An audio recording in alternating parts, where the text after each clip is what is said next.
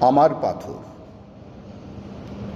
যে কবিতা পড়নি কিংবা শোনোনি কোনো দিন, সেই কবিতায় পংক্তিমালার গোপন অন্ধকারে হাঁটু গেড়ে বসে আছে আমার পাথর।